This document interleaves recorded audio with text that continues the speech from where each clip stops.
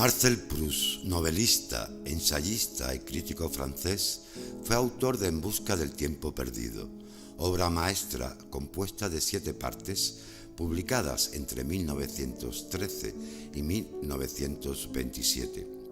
Cima de la literatura del siglo XX, de enorme influencia tanto en la literatura como en la filosofía y la teoría del arte, al margen de esta novela principal, Proust también escribió una recopilación miscelánea con el título de Los placeres y los días, y Jazz en Tuile, novela inconclusa y póstuma, publicada en 1952 junto a diversos artículos de crítica literaria y más de 100.000 cartas. ¿Qué tal, amigas, amigos? Es innegable que Francia es la creadora de la novela moderna, un género literario poco preciso en la antigüedad, pero modernamente en cabeza de los demás, llegando a ser no solo el más cultivado, sino también el más leído. Ahora bien, desde el siglo XV hasta el XVIII, otras literaturas, principalmente la española y la inglesa, y si no, ahí tenemos el Quijote y el Robinson Crusoe, disputarán con enorme ventaja la primacía de Francia en la novela. Habrá que esperar de nuevo al siglo XIX y a la primera mitad del XX para que Francia recupere la importancia decisiva de su narrativa. Pero del mismo modo que nuestro presente siglo XXI no comienza hasta el 2001, con el atentado del 11 de septiembre de las Torres Gemelas, y el siglo XX hasta después de la Primera Gran Guerra, es decir, en los años 20, el siglo XIX no comenzará realmente hasta 1830, cuando todos los rasgos característicos de este siglo son ya identificables. Socialmente, la burguesía está en plena posesión de su poder y tiene conciencia de ello. La aristocracia ha desaparecido de la escena de los acontecimientos históricos y lleva una existencia meramente privada. El triunfo de la clase media es indudable e indiscutible, y el proletariado abre por vez primera sus ojos ante el hecho de que en la lucha por sus derechos no puede confiar en ninguna otra clase. Las novelas que por aquel entonces escriben autores como Stendhal y Balzac son las primeras que tratan realmente de nuestra propia vida, de dificultades y conflictos morales desconocidos para las generaciones anteriores. Sus protagonistas son los primeros personajes modernos de la literatura occidental, nuestros contemporáneos. Durante el largo siglo XIX, periodo que corresponde a los años desesperados y crepusculares del decadentismo, 3 generaciones distintas lucharán con los mismos problemas. Será en este largo contexto de cierto inmovilismo social y económico que vivió nuestro personaje de hoy, que en este año precisamente cumple la efeméride literaria del centenario de su muerte. Autor de uno de los libros más ambiciosos del mundo, para muchos lectores, escritores y críticos, En busca del tiempo perdido es tan importante para la historia de la literatura como la Biblia para la historia de la religión, y su autor, Marcel Proust, el mejor autor del universo. Un autor para quien la única religión era la literatura. Bienvenidos. 1913 fut sur le plan culturel une année exceptionnelle. Le ballet de Stravinsky, Le Sacre du Printemps, déclencha un scandale. Sigmund Freud publia Totem et Tabou. Charlie Chaplin tourna dans son premier film. Et à Paris, Marcel Proust fit paraître le premier volume d'À la recherche du temps perdu. Ce roman monumental ébranla le monde de la littérature. Devenu un classique traduit dans des dizaines de langues, il continue d'étonner ses lecteurs, fasciné par l'œuvre d'un génie audacieux et intransigeant. Au fil des 3000 pages, les thèmes abordés sont nombreux. Du snobisme futile de la haute société, aux fluctuations de la mémoire et au passage inéluctable du temps. Mais avant tout, ce roman est l'histoire d'un personnage, le narrateur. Un homme très semblable à Proust, qui s'embarque pour un voyage extraordinaire dans l'espoir de devenir ce à quoi il aspire depuis toujours, un écrivain.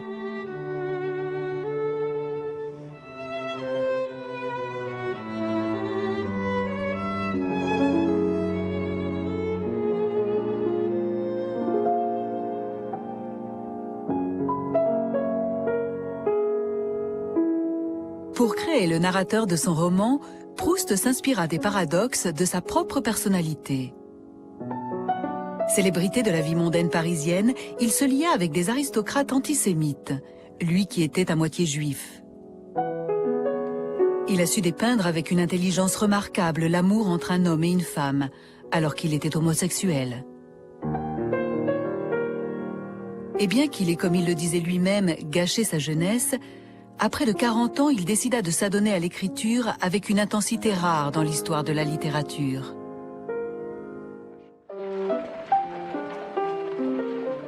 Entre la Belle Époque et la Première Guerre mondiale, le monde a vu fleurir quantité d'inventions qui ont profondément changé la vie quotidienne, mais également le monde des idées. En révolutionnant l'art du roman, Proust lui-même fut l'instigateur d'un changement durable.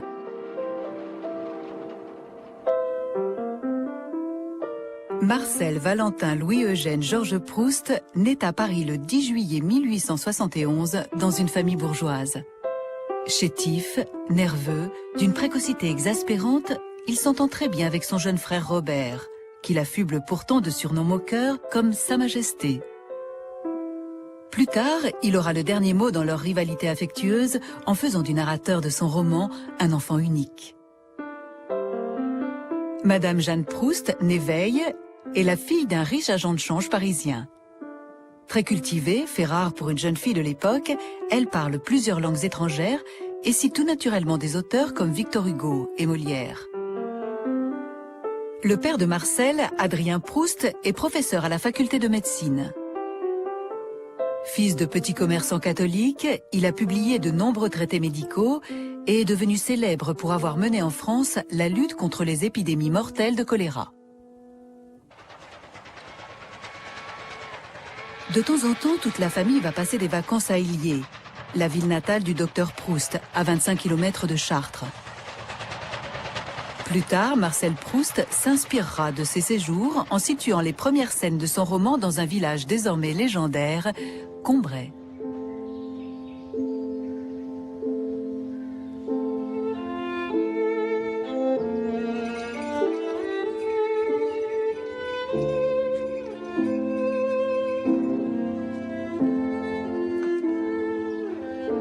Dans le jardin de Combray, je trouvais le plaisir d'être bien assis, de sentir la bonne odeur de l'air, et quand 1 heure sonnait au clocher de Saint-Hilaire, de voir tomber morceau par morceau ce qui, de l'après-midi, était déjà consommé. Et à chaque heure, il me semblait que c'était quelques instants seulement auparavant que la précédente avait sonné.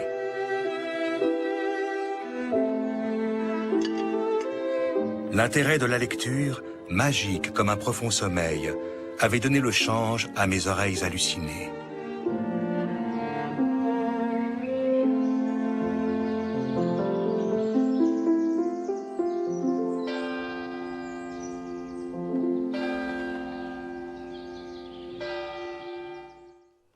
Mucho tiempo he estado acostándome temprano. A veces apenas había apagado la bujía, cerrábanse mis ojos tan presto que ni tiempo tenía para decirme, ya me duermo. Y media hora después despertábame la idea de que ya era hora de ir a buscar el sueño. Quería dejar el libro que se me figuraba tener aún entre las manos y apagar de un soplo la luz. Durante mi sueño no había cesado de reflexionar sobre lo recién leído, pero era muy particular el tono que tomaban esas reflexiones, porque me parecía que yo pasaba a convertirme en el tema de la obra, en una iglesia, en un cuarteto, en la rivalidad de Francisco I y Carlos V. Tal el inicio, uno de los ínquipis más famosos de la literatura universal, de esta monumental obra maestra de Marcel Proust, compuesta de 7 partes publicadas entre 1913 y 1927, que suman más de 3.000 páginas. Ahí encontramos la idea esencial de la literatura. Se habla de un sueño, pero un sueño dirigido, y la memoria que evoca y distingue en la confusa dormevela la vigilia del sueño onírico, para confundirlos en una realidad indiferenciada. Y como detonante de todo ello, la lectura de un libro. Resulta un poco violento juzgar la importancia de En busca del tiempo perdido, ya que invariablemente juzgar a Proust es siempre violentarle. Pero intentaremos un breve acercamiento a su obra a lo largo de varios programas de Maldita Literatura.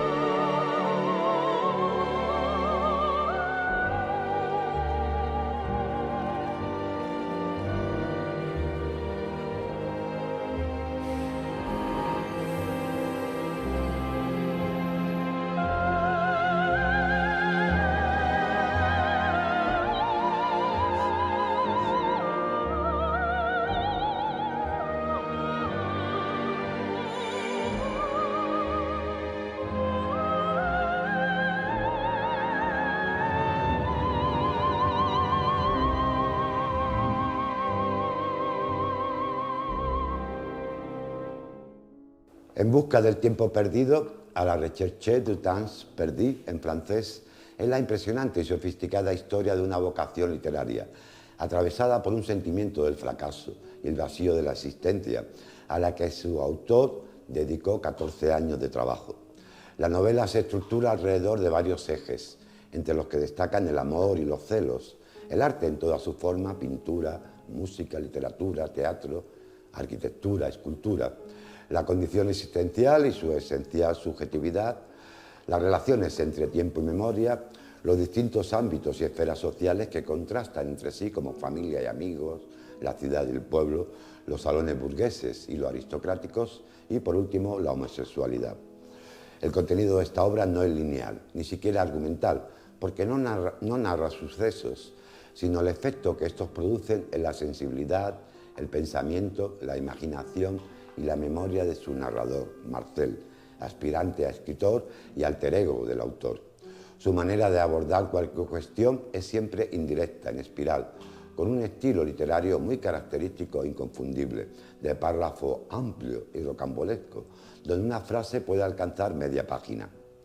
Animada por más de 200 personajes que Proust compuso cuidadosamente, amalgamando en cada uno trazos de personas que había conocido a lo largo de su vida y fundamentalmente por su narrador, Marcel, la obra de Proust es una reflexión sobre el tiempo, la memoria, el arte, las pasiones y las relaciones humanas que condensa innumerables posibilidades literarias, estilísticas y temáticas.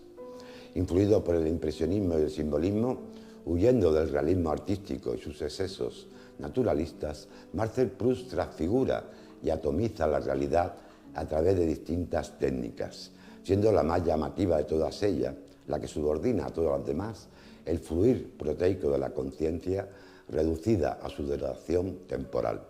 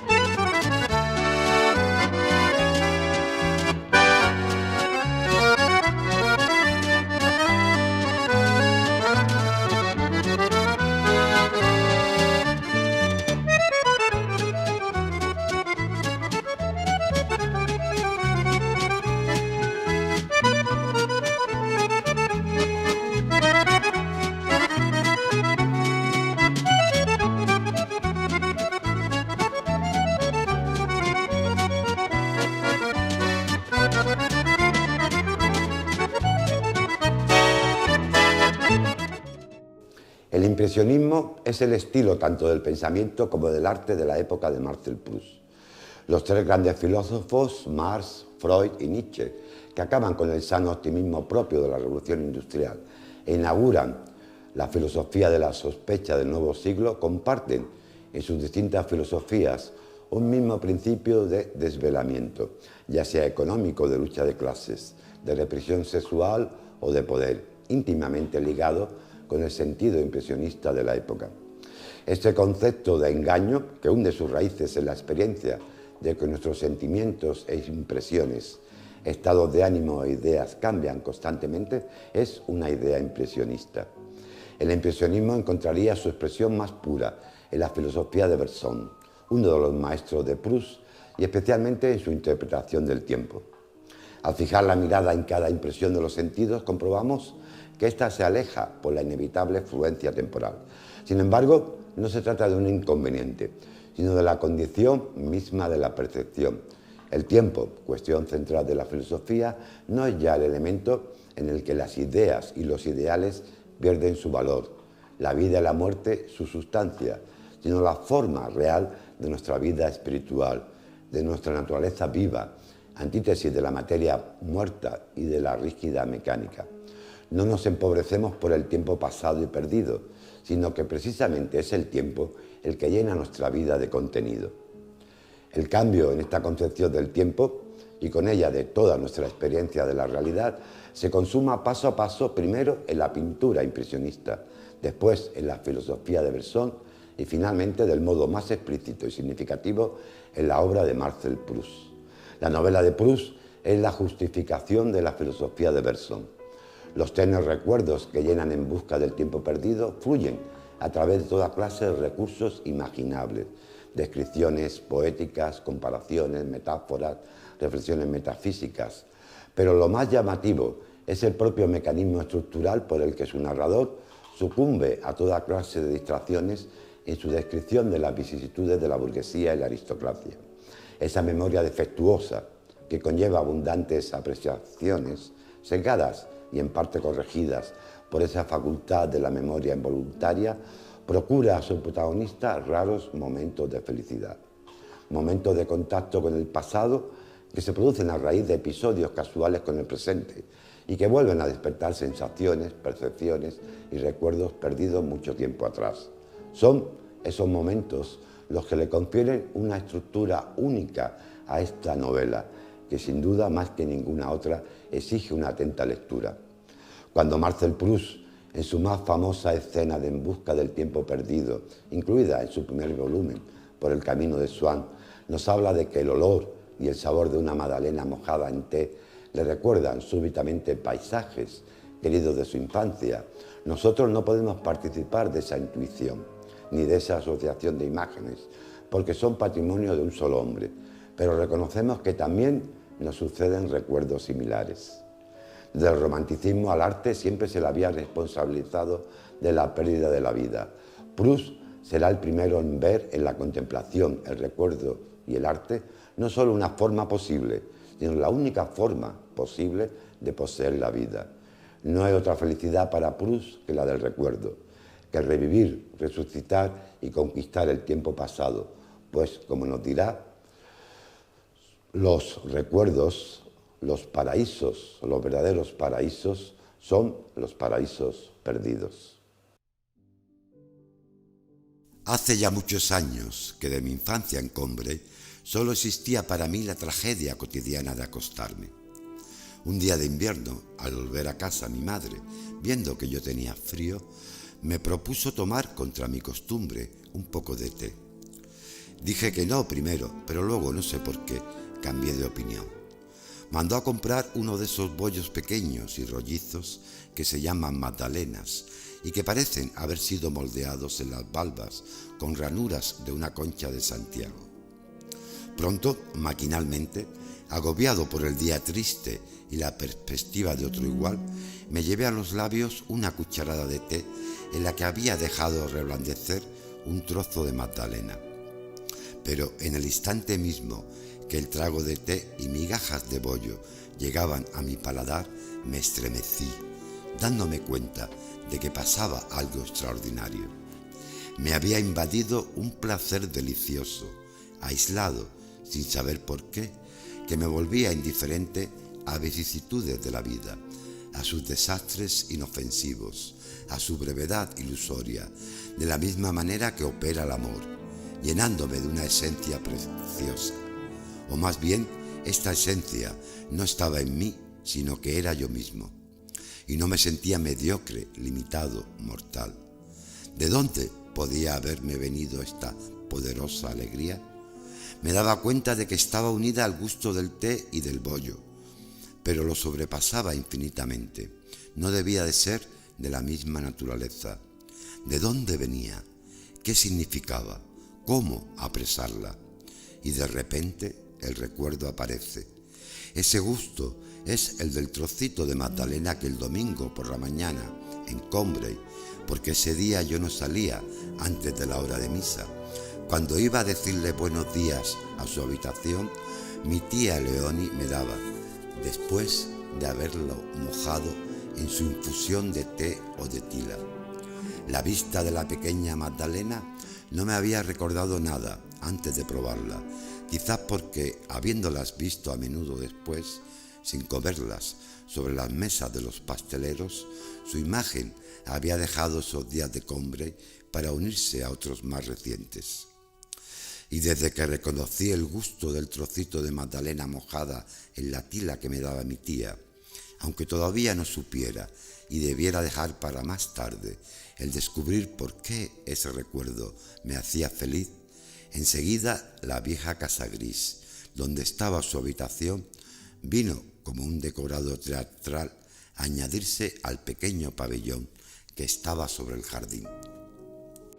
La música suena y ahí encontramos a Marcel Proust en el gran salón de baile de máscaras, convirtiendo el teatro de su vida en arte, desplegando en palabras el adiós de una época y la manera imperceptible e inevitable como llega otra, como un río que baja impetuoso y de repente se topa con otro más soberbio que lo absorbe en una sola corriente, primero revoltosa y luego mansa, relatando con inimitable detalle la decadencia última de la aristocracia y el ascenso definitivo de la clase media burguesa en los años posteriores del siglo XIX, ofreciéndonos un gran panorama de los pormenores del tedio de la vida burguesa de la Belle Époque y algunos de sus puntos de tensión crucial. Proust logró guardar para la posteridad ese modo de vida mediante la riqueza imaginativa de su memoria, a través de una importantísima labor de introspección. La convirtió en una narración, dentro de la cual se colocó como narrador omnipotente, en una escritura de un característico estilo onírico, donde un olor, un sabor, pueden cobrar suma importancia y crear un increíble mar de literatura. En busca del tiempo perdido, la obra cumbre de Marcel Proust describe a una sociedad plagada por el caos y los absurdos de la industrialización. Paradójicamente, los elementos que inspiran la novela de 7 tomos resisten el inevitable pasar de los años. La casa de la tía Leonie es hoy uno de los lugares de peregrinaje de los admiradores de Marcel Proust, de cuyo nacimiento se cumplen este sábado 150 años. La pequeña localidad campestre de Illiers quedó transformada con los recuerdos de infancia de Proust. De hecho, él la glorificó en su obra En busca del tiempo perdido, bajo el nombre de Combray. Tan importante era Combray en el universo proustiano que la Sociedad de Amigos del escritor, aún vigente, logró en 1971 que fuera renombrada como Illiers Combray, en honor a la ficción de Proust. Hoy todo en ella recuerda al escritor, pero aunque la localidad se ha convertido en un icono, el pequeño Proust no estuvo tanto como podría creerse. Y es que el asma que padecía desde niño lo llevó a frecuentar otros rincones más beneficiosos para su salud, como Normandía. Esta casa es el único lugar que conmemora a Proust. Así lo cuenta Anne Imbert, de la Sociedad de Amigos de Proust y responsable de la exposición permanente de la casa. El té y las magdalenas con forma de concha se exponen en el reconstruido dormitorio de la tía tía Leonie, la cocina de François, así como las fotos de familia o el libro de George Sand, que su madre le leía antes de dormir. Abierta al público desde los años 70, la casa guarda los tesoros que la sociedad ha ido adquiriendo tras la muerte de Proust y es un punto de encuentro para los admiradores del escritor. Hay quien viene por amor a la cultura y hay quien está de paso, pero son muchos los que vienen a refugiarse en la habitación del ilustre escritor.